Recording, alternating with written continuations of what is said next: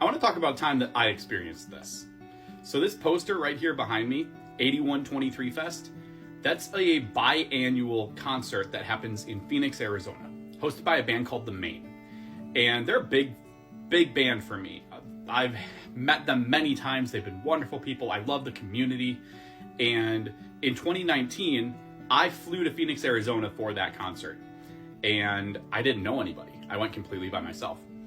Luckily, a whole group of people were doing the same thing. So they created a huge group chat on this app called GroupMe. There were over 60 people in it, and it was all people who were going by themselves, trying to make some new friends. So I met a couple of people, and when I got to the festival, turns out that trying to go around talking to 70 people wasn't very realistic, so people started splintering off into smaller groups. The group that I hung out with for most of that weekend was about 10 people.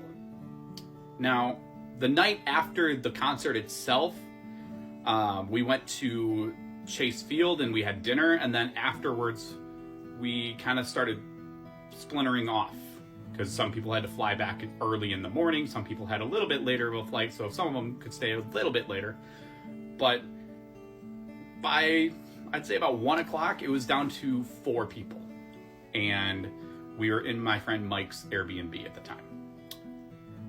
One of the people in that group, one of the 4, if I remember right, was an editor for Healthline.com, specifically for articles about sex life and sexual relationships and stuff like that. So she wanted us to take this quiz, and it was wild to me. The questions were what I would have considered massively inappropriate, things that I did not actually think people thought about, wanted to do, actually did. I was so lost. It was like I woke up in a not just foreign world, a foreign planet, and everyone spoke a language that I didn't understand at all. That was my aha moment. So I'm looking around and everybody's answering on their phones, just real calmly, even having little conversations about it. I'm like, okay, but that's just 3 people, right? It still was a big deal to me. But then I started thinking, wait, I've kind of had this before, I just didn't really notice it. And I start reflecting on all the other times that I've been in situations like that, where I thought they were joking. Now I finally got it. I finally get that it wasn't a joke, that they weren't kidding around. So when I flew home, I kept, ruminating on it for a few days, a few weeks. Finally, I start looking into asexuality.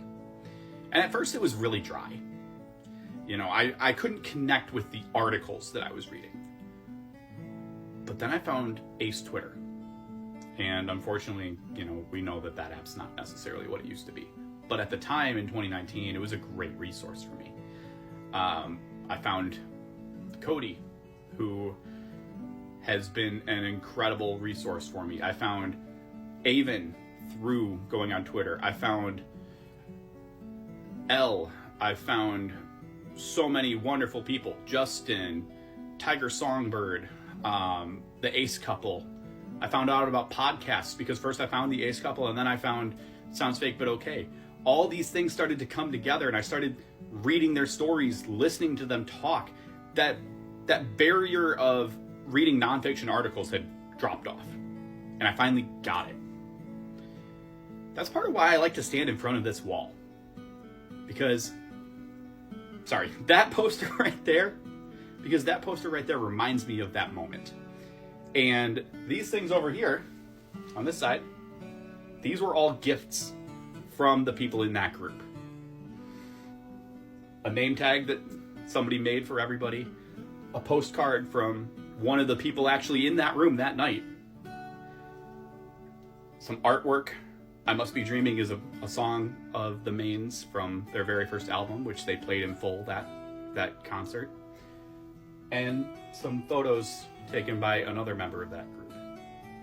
I like to stand in front of this because I like to think about how that lost kid is behind me. Those days are behind me. That was the weekend that I started to leave that lostness behind. Which is ironic because one of the songs the band has is called Unlost.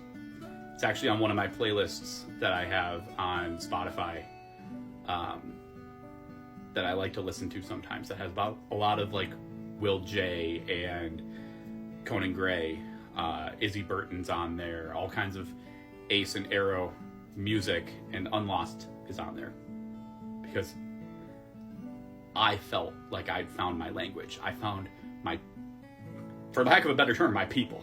And the community's been amazing. I don't know where I'd be today if I didn't go on that trip. I don't know where I'd be if I didn't start looking for myself and start learning for myself. I don't know where I'd be without voices like Cody and Elle and Justin and Rachel and so many people. The activism of people like Marshall Blunt and Yasmin Benoit and so many amazing people in this community. I can't thank them enough. And I hope that maybe what I'm doing now is what they did for me. Maybe I'm helping some other people. I don't know. I'd like to think so. Did you have an aha moment? Leave it in the comments. I'd love to hear them.